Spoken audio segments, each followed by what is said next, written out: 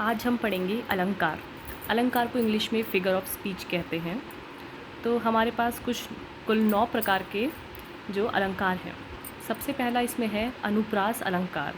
इसे इंग्लिश में एलिट्रेशन बोलते हैं। इसमें क्या होता है, पहले हम एग्जाम्पल से देखते हैं। इस एग्जाम्पल में लिखा है, चारू चंद की चंचल किरणें खेल रही थी जल थल में। इसमें हम ये देख रहे हैं कि चारू का च, चंद्र का च और चंचल का च, ये जो च वर्ड है वो बार बार रिपीट हो रहा है। जो ये च वर्ण है वो बार बार रिपीट हो रहा है। तो ऐसा कोई वाक्य जिसमें कि एक ही वर्ण बार बार रिपीट होता है तो हम उसे बोलते हैं अनुप्रास अलंकार। अब हम इसकी डेफिनेशन देखते हैं। जहाँ काव्य में एक या अनेक व्यंजन वर्णों की पास पास तथा क्रमानुसार आवृत्ति हो, आवृत्ति मतलब कि वो बार बार आए, ऐसा वर्ण जो कि बार बार आए, तो हम उसे बोलेंगे कि वो अनुप्रास अलंकार है। दूसरा है यमक अलंकार। यमक अलंकार को हम इंग्लिश में होमोनिम्बी बोलते हैं। इसमें क्या होता है, जैसे कि एग्जांपल से देखते हैं, जेते तुम तारे तेते नभ में न तारे हैं।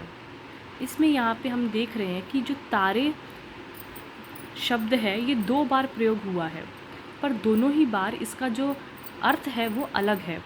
तो यमक अलंकार में हमें याद रखना है कि एक शब्द ऐसा होगा जो कि 2 बार आ रहा होगा, उसकी आवृत्ति 2 बार हो रही होगी।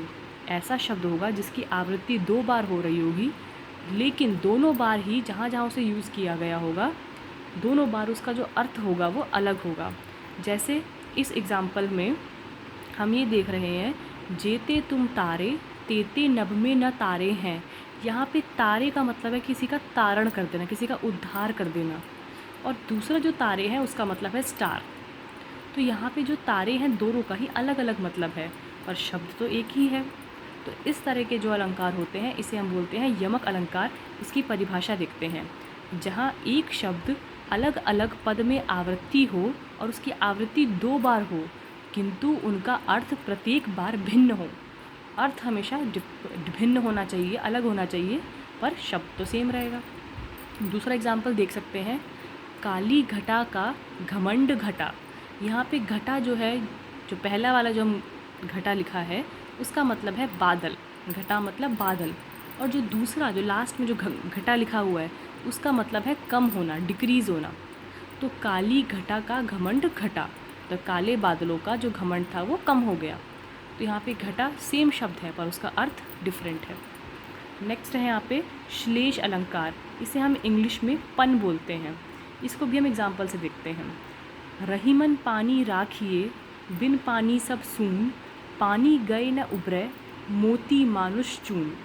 यहाँ पे हम देख रहे हैं, अब यमक और श्लेष में डिफरेंस क्या है। यमक में जो वर्ड होगा, जो भी शब्द होगा वो 2 बार आएगा। श्लेष में वो 2 से ज़्यादा बार आएगा और उसका अर्थ क्या होगा, भिन्न होगा। अर्थ भिन्न उसमें भी था, अर्थ भिन्न इसमें भी है। बस इसमें जो वर्ड यमक में जो था वो 2 बार आ रहा था, श्लेष में वो 2 से ज़्यादा बार आएगा। जैसे पानी इसमें 3 बार आया है और तीनों बार उस पानी शब्द का जो मतलब है वो अलग है। एक बार पानी का मतलब उसे मोती बोला जा रहा है, जिसका मतलब कि चमक। दूसरी बार जो बोला गया है वो है मानुष। मानुष मतलब उसकी प्रतिष्ठा की बात की जा रही है। तीसरी बार जब उसे यूज़ किया है, पानी का मतलब है चून, इसका मतलब कि जल है। तो यहाँ हमने देखा कि एक ही शब्द के विभिन्न अर्थ हैं। श्लेष अलंकार मतलब कि पन, उसकी परिभाषा है एक शब्द के विभिन्न अर्थ। तो इसमें हमें दिख रहा है कि पानी के 3 अर्थ हैं, चमक मतलब मोती, मानुष और चून। चमक, प्रतिष्ठा और जल। नेक्स्ट उपमा अलंकार, जिसे कि हम सिमिली भी बोलते हैं। तो इसको भी हम एग्जाम्पल से देखते हैं। सीता का मुख चंद्रमा के समान सुंदर है। यहाँ पे क्या बताया जाएगा, यहाँ पे एक वस्तु की तुलना जो है वो दूसरी वस्तु से की जाती है।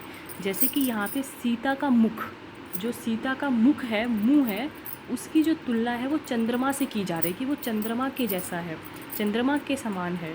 तो यहाँ पे जिसकी तुलना की जाती है उसे हम बोलते हैं उपमेय, और जिससे की जाती है उसे हम बोलते हैं उपमान।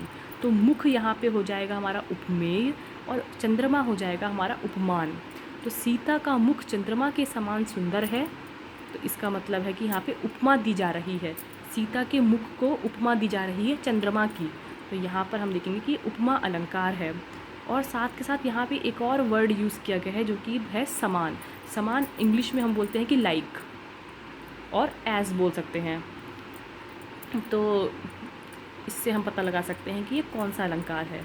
जिस भी शब्द, जिस भी वाक्य में समान लिखा हुआ आए, समान मतलब इसका मतलब हो जाएगा लाइक, कि जिसके तरह, एज, तो उससे हम पहचान सकते हैं कि वो उपमा अलंकार है।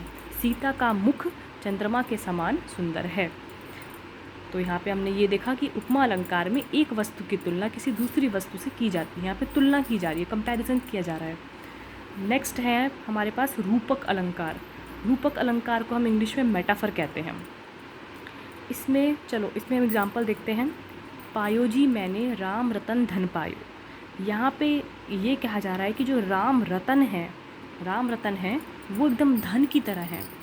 मतलब यहाँ पे राम रतन और धन को एक ही बता दिया जा रहा है, इन दोनों में कोई डिफरेंस क्रिएट नहीं किया जा रहा है। तो पायो जी मैंने राम रतन धन पायो मतलब कि राम रतन और धन एक ही हैं। तो यहाँ पे हमें सेंस ऑफ वननेस आती है कि दोनों एक ही हैं। जहाँ उपमेय और उपमान को एक रूप कह दिया जाए कि वो सेम ही है, उनका रूप उसमें कोई अंतर ही नहीं हो सकता। तो राम रतन को एकदम धन कह दिया जा रहा है, उसमें कोई अंतर क्रिएट नहीं किया जा रहा है। यहाँ पे राम रतन जो है वो उपमेय है और धन जो है वो उपमान है। तो दोनों को ऐसे लिंक किया गया है कि उनका एक ही रूप है। तो यहाँ पे हम रूपक अलंकार देखते हैं। नेक्स्ट हम देख सकते हैं चरण कमल बंदो हरिराई।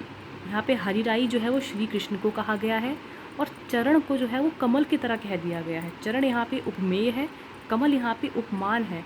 तो वहाँ पे जो चरण है उसको कमल की तरह बोल दिया गया है कि चरण को ही कमल बोल दिया गया है। तो उसका रूप बताया गया है, उसमें कोई अंतर नहीं कहा है, कोई अंतर नहीं है उसमें चरण कमल में। तो चरण कमल बंदो हरिराई के जो है वो रूपक अलंकार का उदाहरण है।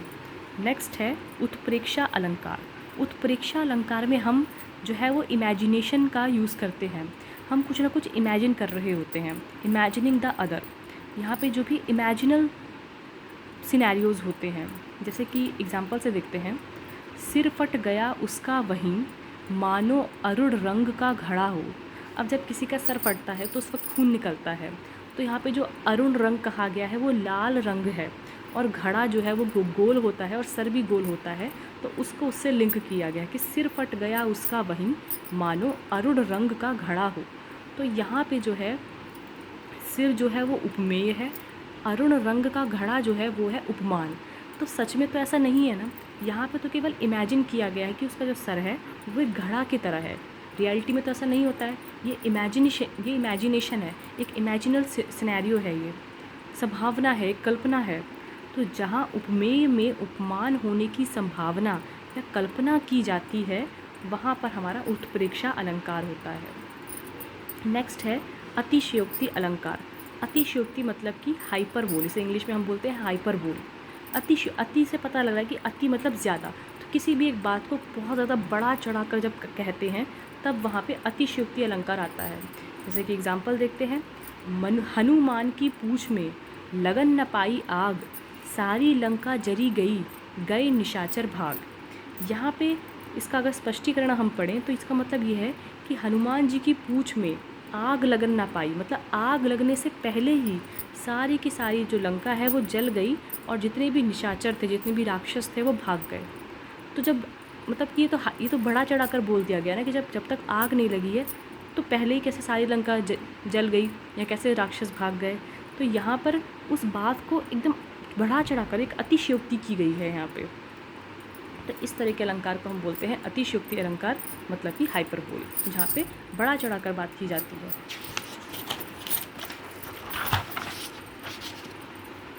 नेक्स्ट है विरोधाभास। विरोधाभास को हम इंग्लिश में ऑक्सीमोरॉन कहते हैं। विरोधाभास इस शब्द से हमें मतलब पता लगता है कि जहाँ पे हमें आभास होना लगे किसी विरोध का। लिखा है जहाँ वास्तविक विरोध ना होने पर भी विरोध का आभास हो, वहाँ पे इन रियलिटी वहाँ पे विरोध नहीं हो रहा होगा लेकिन फिर भी विरोध होने का आभास हो। जैसे कि एग्जांपल देखते हैं। या अनुरागी चित्त की गति समुझे नहीं कोय, ज्यो ज्यो बूढ़े श्याम रंग त्यों तो उजले हुए। यहाँ पे इसका जो स्पष्टीकरण हम पढ़ेंगे वो यह है, हमारे अनुरागी मन की गति को कोई भी नहीं समझ सकता, क्योंकि यह जैसे जैसे कृष्ण भक्ति के रंग में डूब सकता है, क्योंकि वह जैसे जैसे कृष्ण भक्ति के रंग में डूबता जाता है वैसे वैसे ही उसके विकार दूर होते चले जाते हैं।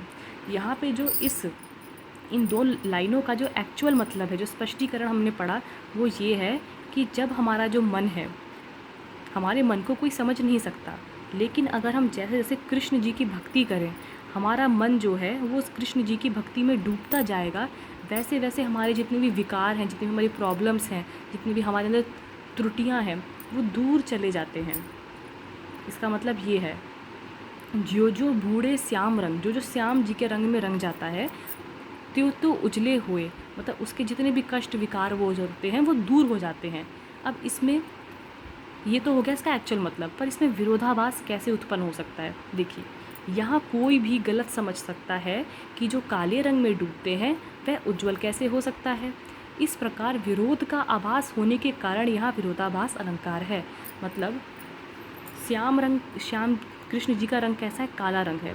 तो अब कोई सोचे कि काले रंग में डूबने से कोई उज्जवल कैसे हो सकता है, तो यहाँ पे विरोध का आभास होगा।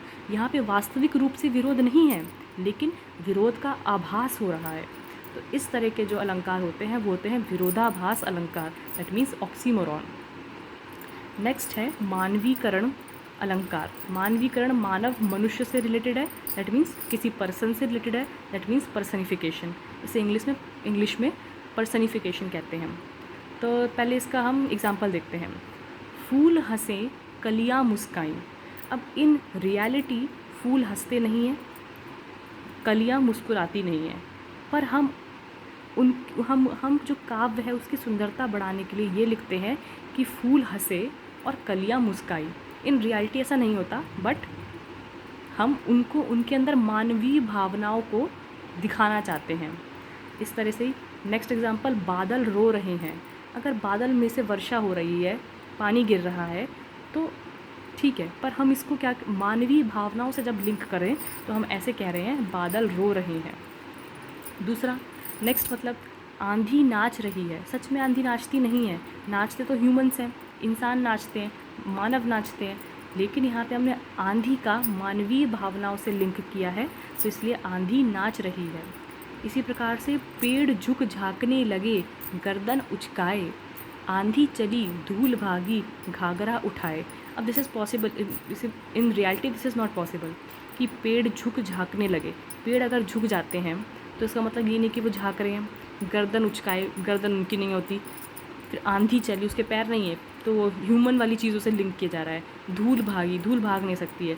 घाघरा उठाए, जिस नॉट पॉसिबल। ये सब चीज़ें जो हैं ये मानवीय भावनाओं से इनको क्या है, लिंक किया गया है। अब हम इसकी डेफिनेशन पढ़ते हैं। जहाँ प्राकृतिक या निर्जीव वस्तुओं जैसे पेड़ पौधे, बादल आदि का सजीव के रूप में या मानवीय भावनाओं के रूप में चित्रण किया गया हो, वहाँ पर मानवीकरण अलंकार आता है।